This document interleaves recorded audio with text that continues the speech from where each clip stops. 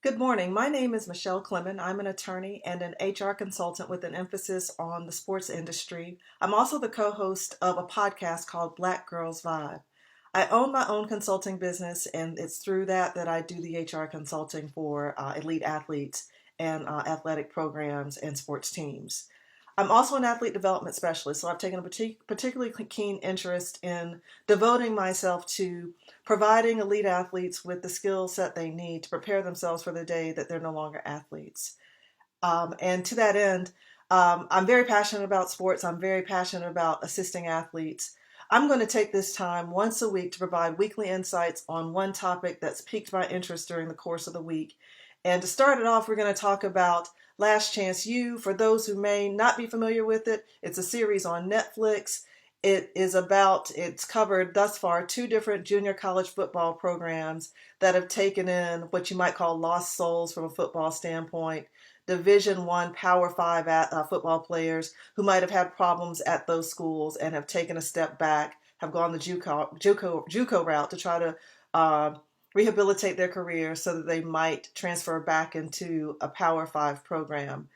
These past two seasons have been controversial because they have focused in on a junior college in Kansas called Independence Community College, fairly small town, that has recently decided that because the community college is a major economic driver, to invest a lot in its football program. To that end, it brought in a fairly successful JUCO coach named Jason Brown, who in the first season of the show really turned the program around, took it to a national championship. So the season that just was released this week is the second season, and it's the season after all this huge success that the team has experienced. Brown is a controversial figure, boorish, definitely misogynistic, talks to the players kind of any kind of way, doesn't seem to have much respect for them, although he claims throughout the series to be doing this for their own, to be coaching in the style he does for his own good. But because he's gotten results, nobody's really complaining about his behavior in the first season. So second season comes along, fairly new players. A lot of the players that brought success to the team in the first season are gone. So, but there are some veterans. So you have this mix, and you have now these players joining the program, very familiar with the success and notoriety and the fame that came from that first season. So different team, little different expectation, higher expectation, in fact. In my work as an athlete development specialist, there are seven areas that we focus in on.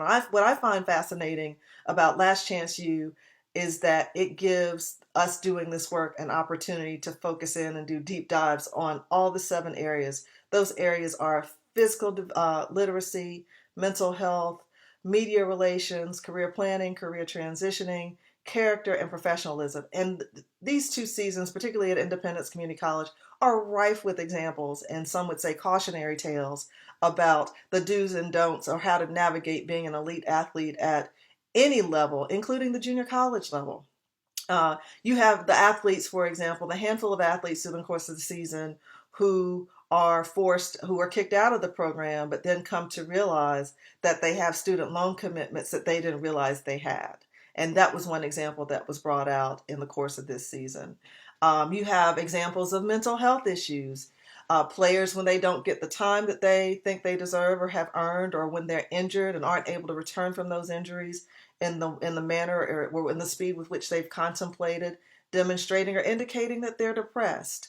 Media relations, you see this most notably, at least with the players, when you see footage of them announcing where they're going to play. Um, the professionalism and character pieces are really two interesting components of athlete development as it pertains to this show. They Brown, as a coach, vacillates between claiming to have professionalism and character as an emphasis, and then his behavior not really squaring up with that. And you see it constantly. So his model for he's not modeling the professionalism and character that he claims to be demanding of his players, as well as of his coaching staff. Again, I know that coaching can be a gruff profession. For some, approach it in a very old school way with the cursing. His is excessive and it's demeaning. And again, there's a lot of misogyny bound up in a lot of the words he uses. I don't know how much of an example for professionalism and character that he sets for his players when he uses such language. Um, from a career transitioning standpoint, which you see in the show, several examples of it in different ways.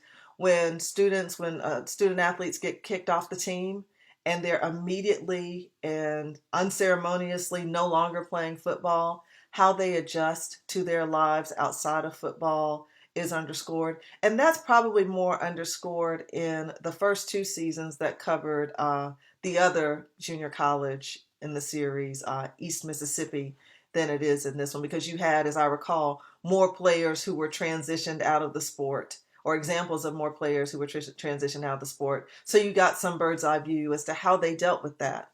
And career planning, of the 7 areas that are of an emphasis in athlete development, I would say that career planning is the area that is kind of least focused in on as far as how Indy Community College and Jason Brown chose to approach uh, their work with the student athletes. Listen, I get it.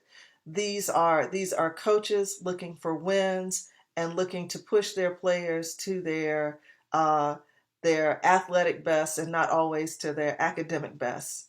Um, to that end, there's no discussion that you find around, or very little discussion, I should say, around career planning and what these athletes are going to do the day that they're no longer athletes. You do have one academic advisor on the current series at Independence Community College, where she emphasized she's not on camera a lot, but when she is on camera, she is talking about her wanting to develop the students so that they're prepared for not being an athlete anymore. But that is such a small part of the show. I guess you shouldn't expect it to be, given it's a show about football and excellence on the gridiron. But in my work, what we'd like to see more of, obviously, is more of a focus on not like career planning, but specifically those soft skills and those issues around identities beyond being a football player. What do these players like to do when they're not playing football? Well, it's kind of a chicken or an egg question, because they're always playing football uh, and devoting themselves to the academic space to the extent they need to be able to continue to play football.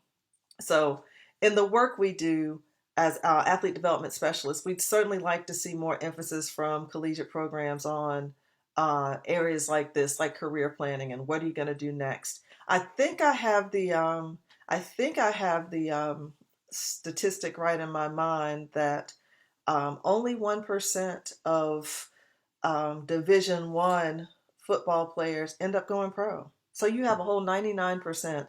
The overwhelming majority of those young men will never set a foot on in an NFL stadium as a player. And so how do we prepare them for that day? I think that Last Chance U does, whether it intends to or not, it does a good job of underscoring and highlighting the many opportunities there are to do a lot of good work from an athlete development specialist standpoint with these athletes. Well, that's all I have for this week, guys. Again, I'm going to be coming to you with this content once a week, finding a topic, maybe two, trying to keep these conversations fairly short, under 10 minutes, just to kind of give you my lowdown, my spiel, my take on it, if you will. If you enjoy the content, let us know, let me know in the comments below, and I look forward to seeing you again next week.